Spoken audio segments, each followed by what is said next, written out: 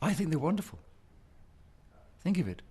For any one of us, particularly for a youngster, some youngsters feeling very socially isolated, to be able to network with anyone across the world, whenever they want, 24/7, I think it's a fantastic modern technological intervention. However, of course, there's also the downside. That is that, unlike the peers that we have at school, that we see them as real people, we mix with them, we mix with their families in the same neighborhood. Very often with social networking, all we know is a persona that comes across on the TV, on the PC monitor. We do not in reality know who they really are, what their real agenda is. And so issues of trust come up, issues of support. So again, I would say I think the social networking, it's here to stay. Parents can't, or I think should not try to ban the children from, maybe it's important to moderate the amount of time they spend social networking with virtual reality as opposed to their real friends. But the role of the parent, I think, shouldn't be to deter the child from engaging that behavior, but rather to encourage the child to see it for what it is. A wonderful opportunity to mix with others, but also the risk of not knowing who one is engaging with, and therefore to be cautious, to always question. This person I think I'm relating to, are they really that person? Finally, I want to say on that point, I do believe there's a crucial difference between social networking with virtual friends and social networking with your own friends in your neighborhood. First and foremost, learn to network with your friends in the network, in the real world in which you live. But to add on to that, social networking, remember also that as the child grows older and they move away from home, social networking can become very important for career opportunities, travel opportunities, because we live now in an age where people travel widely. We're no longer living in a small village. It really is a universal village.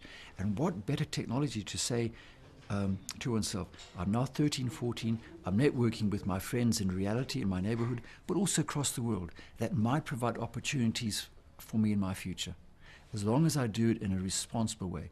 And the role of the parent is to help the child to differentiate between good networks, bad networks, good messages, bad messages.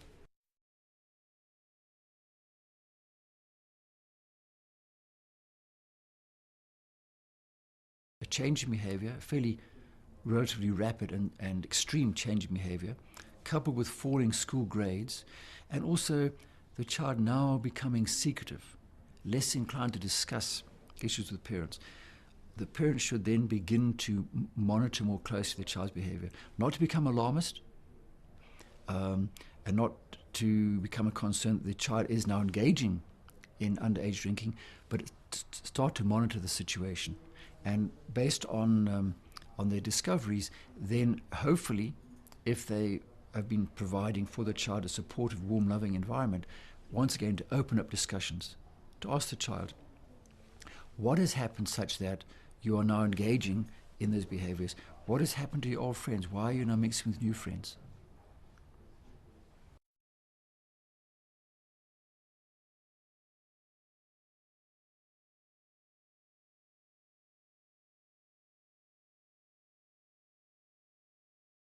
The top risk factors, I think within a family, would be social isolation on the part of the child. Social isolation for all sorts of reasons.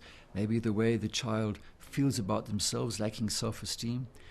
Very often, a child goes through a period where they feel their hair is too greasy, maybe a pimply face, and they no longer mix with their friends. So social isolation for a number of reasons. Also, I would say judgmental behavior on the part of the parents, non-acceptance. All of us, I think, when we have children, we hope the best for our children. Sometimes we try to recreate ourselves in our children. And as life is, as the children grow up and become independent, they become their own people.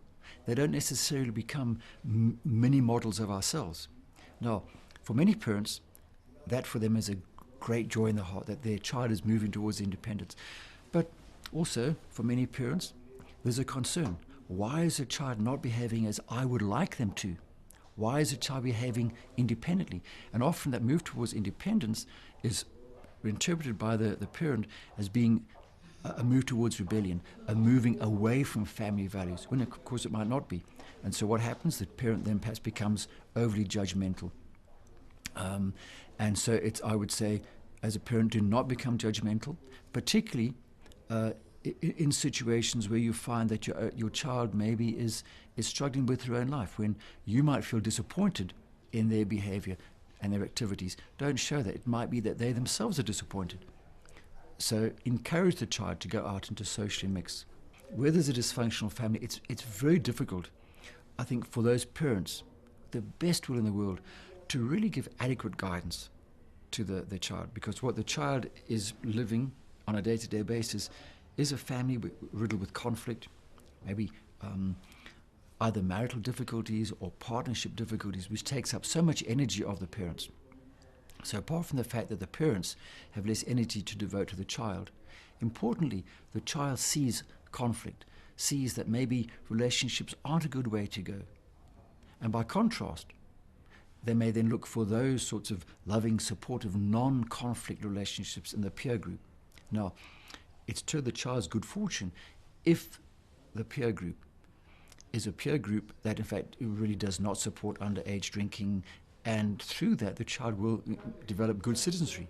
But so very often the child looks for peers that are anything but the family, and they kind of then look for, let's say, negatively behaving peer groups, deviant peer groups, and that in itself then sends the child, or let's say facilitates the child's spiraling into all sorts of antisocial activities, underage drinking just being one of those, as well as drug taking.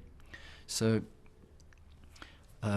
again, I believe it comes back always to the family, to have a warm, supportive, loving base, and as far as possible, when individuals decide to become parents, if at all possible, in an ideal world, to be very clear in their own mind what is it that they want for themselves as parents, and how would they like to raise their children, because that role modeling has a very powerful influence, far more so than what the parents may say or may not say to the child. It's what the child observes. Is the parent behaving responsibly? How does a parent resolve conflict? Does my parent drink alcohol? The chances are the child's going to say yes. The real question is, does my parent drink alcohol in a responsible way? Is it kind of in a social way? Or do they only drink alcohol when they're angry, when they're frustrated? Do they use alcohol to release stress and then run around the house beating people up, being aggressive? So again, role modeling is very important. And to a large extent, 95% of the families out there are going to be so-called normal average families, normal average children. But there will be those dysfunctional families. And very often dysfunctional families, the sad thing is, they don't recognize that they are dysfunctional. But society recognizes that because of the outcome. The outcome would be failed relationship, underage drinking on the part of the child, poor school performance, truancy, and so on.